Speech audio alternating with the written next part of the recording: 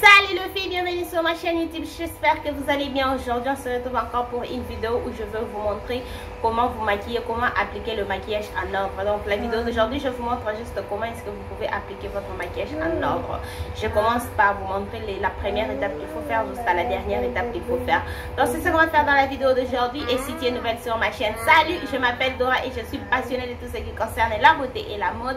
Si tu partages la même passion que moi, je t'invite à t'abonner sur ma chaîne si tu veux voir comment appliquer le maquillage en ordre. Reste. Alors la première des choses qu'il faut faire, il faut commencer par une crème hydratante. Avant de faire quoi que ce soit, il faut d'abord appliquer une crème hydratante sur votre visage. Alors la crème hydratante que moi j'utilise cette crème hydratante de chez Nivea. Ça c'est une crème que vous pouvez trouver partout dans les supermarchés. J'aime bien cette crème hydratante et j'applique ça. J'ai déjà appliqué, moi personnellement j'ai déjà appliqué ça parce que j'applique ça une fois que je sors de la douche. J'applique ça et je donne le temps que ça puisse pénétrer dans ma peau avant que je puisse appliquer le maquillage. Donc quand vous appliquez une crème hydratante, il ne faut pas appliquer une crème hydratante et puis appliquer le maquillage. Il faut d'abord laisser du temps que la crème puisse pénétrer dans la peau et puis appliquer, comment est-ce que je peux dire, appliquer le maquillage. Donc ça c'est ce qu'il faut faire en premier temps. Cherchez d'abord une crème hydratante, ou soit si vous avez fait vos soins, même si vous avez fait vos soins, il faut toujours terminer vos soins avec une crème hydratante. Donc moi j'ai déjà appliqué ça quand je suis sortie de la douche. Je ne veux plus mettre ça parce que je déjà appliqué ça. Directement on va passer par la base. La deuxième étape qu'il faut faire, c'est appliquer une base. Donc je vais appliquer cette base ici de chez NYX. Ça c'est de Marshmallow Primer. C'est une base hydratante encore. Donc ce n'est pas parce que vous avez appliqué une crème hydratante que vous ne pouvez pas appliquer une base ou sauter une base. Mais vous pouvez toutefois appliquer une base matifiante, une base comment est-ce que je peux dire, lumineuse. Vous pouvez en tout cas appliquer juste une base. Moi j'applique cette base ici, c'est une base c'est encore une base hydratante. Donc je vais appliquer ça. Alors il faut donner à la base 1 ou 2 minutes que ça puisse pénétrer dans la peau avant de mettre le fond de teint. J'ai oublié de vous dire une chose. Je vais vous montrer juste comment appliquer les maquillages en ordre pour la complexion. Parce que c'est qu'il s'agit de les yeux et les sourcils, ça c'est votre choix. Si vous voulez faire les yeux avant, ça c'est vous. Si vous voulez faire les sourcils avant, ça c'est vous. Si vous voulez faire les yeux et les sourcils après votre complexion, ça c'est vous. Si vous voulez faire les sourcils, la complexion des yeux, ça c'est vous. Donc ça dépend en tout cas de vous. Moi ma routine c'est faire je fais le teint, je fais le sourcil, je termine avec les yeux. Donc ça c'est ma routine. Mais pour ce qui concerne le teint, c'est ce que je vais vous montrer aujourd'hui. Comment est-ce que vous pouvez appliquer votre maquillage, pardon. Comment est-ce que vous pouvez appliquer votre make-up étape par étape, juste pour le teint. Donc je vais utiliser cette fond de teint, ce fond de teint de chez XX Revolution. C'est une marque sœur de la marque Makeup Revolution. Donc je vais utiliser ce fond de teint ici. Je sais même pas comment on appelle ça. Je crois que c'est des liquid foundation. Je vois que c'est quelque chose déjà foundation. J'utilise le teint FX. Avec mon éponge que j'ai mouillé, je vais juste utiliser des bombes. J'aime bien ce fond de teint. Avant d'abord, je vais agiter.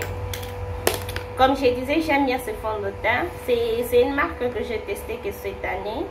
Et j'aime en tout cas ce fond de teint. Je trouve que c'est un très bon fond de teint. Donc, j'applique le fond de teint.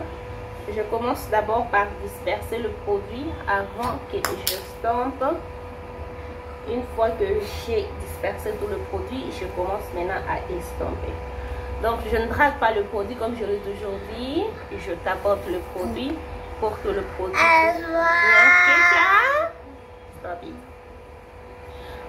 produit puisse bien se fondre dans la peau. Parce que l'objectif n'est pas qu'on puisse avoir un make-up qui n'est pas bien estompé. C'est pourquoi il faut bien estomper le maquillage. Il y a les gens qui appliquent l'anti-cerne avant d'appliquer le fond de teint. J'ai fait une vidéo sur ma chaîne où je vous explique pourquoi on fait ça. Donc si vous êtes intéressé, il faut aller suivre cette vidéo ici, ou bien la vidéo que j'ai mis, le lien que j'ai mis dans la barre d'infos. Si vous êtes intéressé, il faut aller suivre ça, savoir pourquoi est-ce qu'on applique le fond de l'anti-cerne avant le fond de teint, ou pourquoi les autres personnes appliquent le fond de teint avant l'anti-cerne. Le procédure d'appliquer l'anti-cerne, le contouring de tout avant le fond de teint s'appelle le underpainting. Donc il y a les gens qui font ça et j'ai déjà fait une vidéo où je vous explique pourquoi on fait ça. Donc ça c'est la troisième étape qu'il faut faire. Appliquer le fond de teint. Là que j'ai estompé mon fond de teint, je veux maintenant appliquer l'anti-cerne. Il y a les gens qui appliquent le contouring à ce niveau après appliquer l'anti-cerne. Moi je trouve qu'on applique le contouring avant d'appliquer l'anti-cerne. On a de barres de démarcation et ce n'est pas beau quand fini. On a le bar de démarcation. Donc c'est pourquoi je préfère appliquer l'anti-cerne pour que quand on va appliquer le contouring, que ça nous aide à bien estomper le bar de l'anti-cerne. Donc ça c'est juste moi et Mathieu. Et vous n'êtes pas obligé de faire ça ou sur ça. Et aussi pour l'anti-cerne, si vous voulez que votre anti-cerne puisse vous donner une couvrance totale, l'anti-cerne que j'applique a une couvrance moyenne. C'est une couvrance moyenne ou totale, mais si vous voulez que ça puisse être super couvrant, ce qu'il faut faire, vous voyez comme j'ai appliqué, vous laissez ça pour quelques minutes et laissez ça pour quelques minutes et ça va vous donner une couvrance totale. Mais surtout, il ne faut pas faire ça avec tous les anti-cernes parce qu'il y a les anti-cernes qui sèchent, comme cet anti-cerne de chez Dove. Si vous appliquez l'anti-cerne de chez Dove, il faut directement, immédiatement estomper. Si vous laissez ça, ça va sécher et ça va être impossible, pas impossible, super difficile d'estomper. Mais la plupart des anti-cernes, en tout cas, vous pouvez laisser ça. L'anti-cerne que je vous recommande beaucoup plus, c'est celui-ci ou bien celui de chez Maybelline, le Fit Me, voilà. Fit Me, c'est aussi un très bon anti-cerne. Vous pouvez laisser ça. Plus ça traîne, plus ça va vous donner une couvrance qui est plus forte. Donc je crois que ça fait déjà une minute que je pars. Donc je vais estomper. Mais ça c'est seulement si vous voulez avoir une couvrance totale. Si vous ne voulez pas, vous pouvez en tout cas travailler avec la couvrance que l'anti-cerne vous donne. Si c'est là, si c'est ce que vous voulez. Donc, la prochaine étape va être la poudre. Après avoir appliqué l'anti-cerne, j'applique la poudre. Alors si vous avez un contouring en crème, si vous avez un blush en crème, si vous avez un highlight en crème, c'est le moment d'appliquer ça. Appliquez d'abord le produit en crème avant de poudrer votre teint. Il ne faut pas faire l'erreur de poudrer votre teint, poudrer le partout, ça va appliquer l'anti-cerne et puis revenir avec un contouring en crème. Vous allez avoir des difficultés pour estomper ça. L'objectif de se maquiller, c'est qu'on puisse rendre ça facile. Parce que je vois la plupart des gens qui disent que c'est trop difficile de se maquiller, ça prend du temps pour se maquiller. Ça prend du temps si vous ne connaissez pas les techniques, qu'est-ce qu'il faut faire pour que ça ne puisse pas vous prendre du temps. Donc si vous avez le produit crémé, c'est le moment d'appliquer ça. Si vous n'avez pas ça, passez directement à la poudre. Donc je vais appliquer cette poudre ici de chez, c'est pas encore le nom, de chez Maybelline. Je vais appliquer la poudre de chez Maybelline. Ça c'est Fit Me 340 Cappuccino. C'est une poudre qui est super claire. Bon, elle n'est pas super claire, mais c'est juste une poudre qui je vais utiliser sur mes cernes. Avant d'appliquer la poudre, je vais voir si l'anti-cerne ne s'est pas plié sur le cerne. Vous voyez le ligne qui sont sous les yeux. Je vais, voilà, vous voyez, il y a déjà l'anti-cerne qui s'est plié là-bas. Avant de poudrer, je prends d'abord mon éponge. Je me rassure qu'il n'y a pas d'anti-cerne avant que je puisse poudrer. Parce que si je poudre ça comme ça va pas bien sortir. Je ne vais pas avoir un make-up flawless. À la fin de la journée, tout ce qu'on veut, c'est un make-up flawless, un maquillage bien fait. Après, directement, je vais poudrer parce que si je prends encore le temps, l'anti-cerne va se plier dans les plis ici. Donc, il faut immédiatement poudrer vos cernes. J'utilise une poudre compacte. La plupart des temps, j'ai fait ces procédures avec une poudre libre. Mais ça, c'est juste pour vous montrer que vous pouvez en tout cas utiliser tout ce que vous avez. Hein. Utilisez tout ce que, aussi longtemps que c'est une poudre, utilisez ça.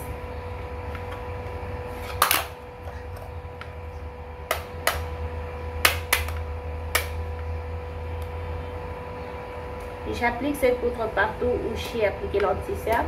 Vous n'êtes pas obligé d'utiliser deux poudres. Vous pouvez toutefois utiliser une seule poudre si vous n'avez pas de poudre. Moi, j'aime juste utiliser une poudre un peu claire pour garder le teint de l'anti-cerne et une poudre qui il y a pratiquement le teint de mon fond de teint pour garder le teint du fond de teint. Mais vous n'êtes pas en tout cas obligé de faire ça comme je l'ai dit.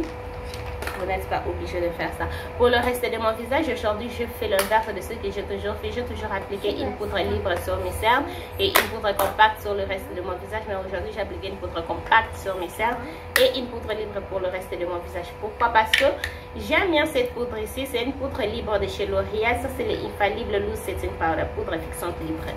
J'aime bien cette poudre ici, mais elle est trop foncée pour que je puisse appliquer ça sur mes cernes. Alors, comme c'est une poudre que j'aime et j'ai ça dans ma collection, je me suis dit, je vais commencer à utiliser ça sur le reste de mon visage parce que j'aime ça. C'est une très belle poudre. Ce que j'aime pas avec cette poudre ici, c'est le sous-ton. C'est une poudre qui a un sous-ton super rouge. Et je trouve que pour le reste de mon visage, est-ce que vous avez vu la différence que cette poudre a fait? Est-ce que vous avez en tout cas vu la différence que cette poudre a fait? Je aime infiltrer. J'aime bien la poudre, ça me donne un très bon résultat. Ce que j'aime pas, c'est le sous-ton de la poudre. Si je fais une commande encore, je vais acheter cette poudre ici qui je crois que je vais prendre la teinte banane. Mais je ne sais même pas si cette poudre se voit encore. Je crois que la marque ne fait plus cette poudre ici, mais sinon je vais chercher parce que j'aime ça.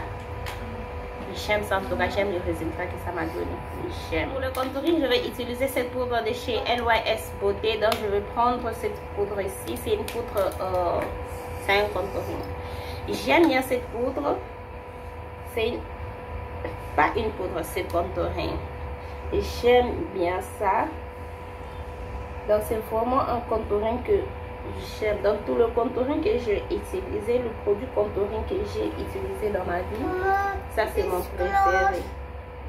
Ketia, stop making noise.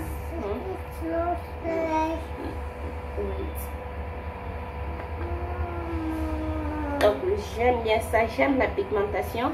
J'aime aussi que c'est pas trop rouge. Parce que vous voyez des fois le poudre contouring sur le peau noire, ce sont des poudres qui ont tendance à être rouges.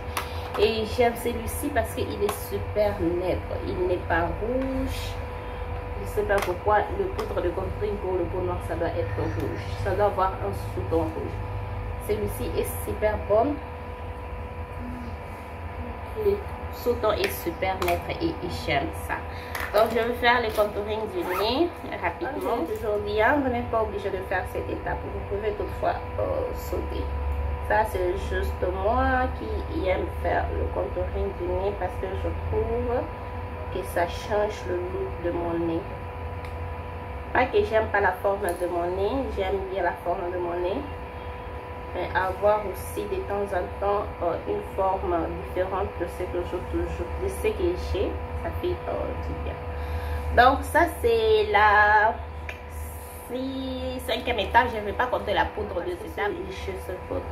La première étape c'était une crème hydratante, deuxième étape une base, troisième étape un fond de teint, quatrième étape l'anti-cerne, cinquième étape la poudre, sixième étape le contouring. Et puis on va faire septième étape qui est le blush. Donc pour le blush, je vais utiliser ce blush de chez NYX. Ça c'est le Sweet Chic Matte Blush. J'utilise le teint Red Trio. Je vais juste le mettre un peu parce que c'est un blush qui est super pigmenté. Je mets juste un peu et puis j'applique.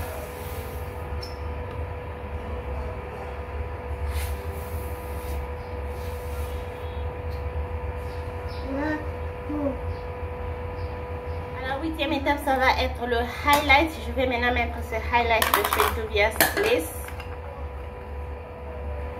C'est un highlight libre. J'aime beaucoup ces highlights. C'est vraiment les highlights que j'utilise ces derniers temps. J'applique ça juste sur le pommette.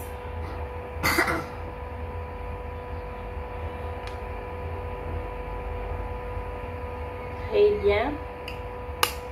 Et je vous rappelle qu'il ne faut pas oublier qu'il faut estomper bien le produit, dégrader en tout cas, que le produit puisse être bien estampé, que la transition entre le produit puisse être lisse, que le dégradage puisse être bien fait.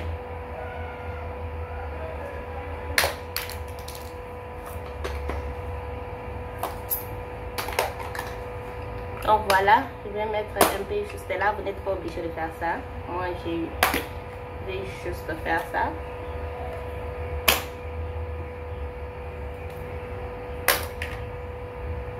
J'applique juste là. Voilà. Et on va finir ces looks ici. Je prends mon éponge, le côté où j'ai appliqué le fond de teint. Je rentre, en tout cas, je vais estomper tout mon visage comme si j'appliquais les fonds de teint. Pourquoi j'ai fait ça? Parce que ça va m'aider à bien estomper le parti où je n'ai pas bien estompé, le parti où j'ai oublié que je ne vois peut-être pas. Donc je prends juste le poche rapidement, je fais passer. Il y a certaines personnes font ça après avoir appliqué le spray fixateur. Moi, j'aime faire ça avant d'appliquer le spray fixateur. Pour moi, quand je mets le spray fixateur, ça veut dire je ne touche plus mon visage. C'est fini. Donc, voilà. Donc, après, on va finir avec un spray fixateur. Je vais mettre le spray fixateur de chez Etiano. Je vais finir avec un spray fixateur de chez Elf. Ça, c'est le Stay All Night Macro Fine Setting Mist. Je vais rapidement mettre ça.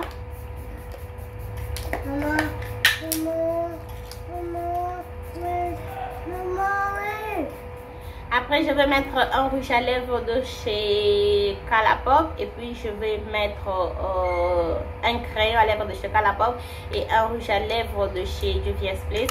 Donc, ce sont les deux produits ici que je vais mettre. Et là, je vais faire une autre vidéo où je vais utiliser cette palette ici. Donc, on se retrouve après pour ça.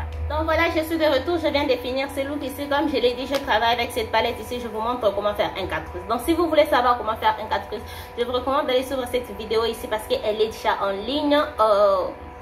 Si vous voulez savoir comment faire un 4 pouces, il faut aller suivre cette vidéo ici. Mais sinon, voilà, c'était tout pour cette vidéo. Comme je l'ai dit, pour appliquer le maquillage en ordre, vous savez, on a 4 étapes de visage. On a le sourcil, les yeux, la base et les lèvres.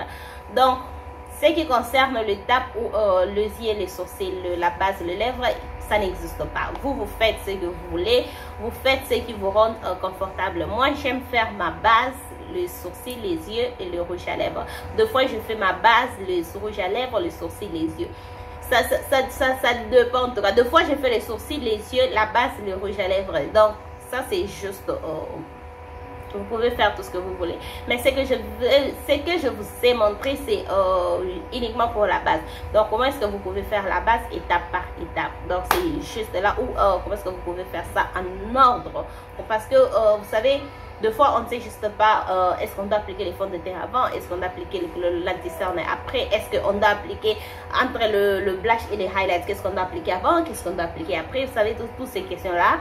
Donc, je crois que cette vidéo va vraiment vous aider. Et si cette vidéo vous a aidé, n'oubliez pas de donner cette vidéo, n'oubliez pas de liker cette vidéo. Et aussi, abonnez-vous sur ma chaîne si ce n'est pas encore fait. Partagez cette vidéo, partagez-la avec les gens que vous trouvez que cette vidéo va aussi les aider. Pour les gens qui apprennent encore à se maquiller, partagez cette vidéo. N'oubliez pas de me suivre sur tous mes réseaux sociaux. Et on se retrouve dans la prochaine vidéo. Bye!